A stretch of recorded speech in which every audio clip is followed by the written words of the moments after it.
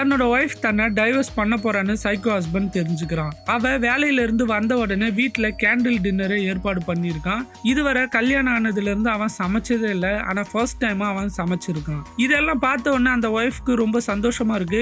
2 பேரும் டின்னர் சாப்பிட ஆரம்பிக்கிறாங்க. அப்போ ஒய்ஃப் டைவர்ஸ் பண்ண போறேன்னு சொல்ல ரொம்ப தயங்குறா.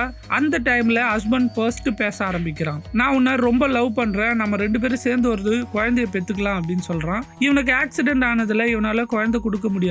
அப்போ இவன் IVF ட்ரீட்மெண்ட் மூலமா நம்ம குழந்தை பெத்துக்கலாம் அப்படின்னு சொல்றான். குழந்தை வேணும்னு இவர் ரொம்ப நாளா நினைச்சிருப்பா.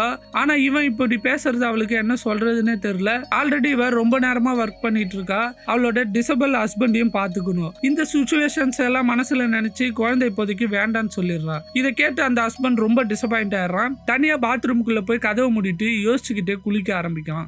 அப்போ இவளோட போன்ல ஒரு நோட்டிபிகேஷன் வருது. அட் த சேம் டைம் அவளோட ஹஸ்பண்ட் லேப்டாப்லயும் நோட்டிபிகேஷன் சவுண்ட் வருது. உடனே இவ போய் அந்த லேப்டாப்ல செக் பண்றா. ஷாக் ஆயிடுறா. இந்த பொண்ணு போனோட டோட்டல் கண்ட்ரோலும் அந்த லேப்டாப்ல இருக்கு. இவளோட போன் ஸ்கிரீனையுமே அவன் மானிட்டர் பண்ணிட்டு இருக்கான். இதெல்லாம் பார்த்து இந்த பொண்ணால நம்பவே முடியல. ஸோ இந்த படத்தோட ஃபுல் ஸ்டோரி வேணும்னா ஃபுல் மூவின்னு கமெண்ட் பண்ணுங்க.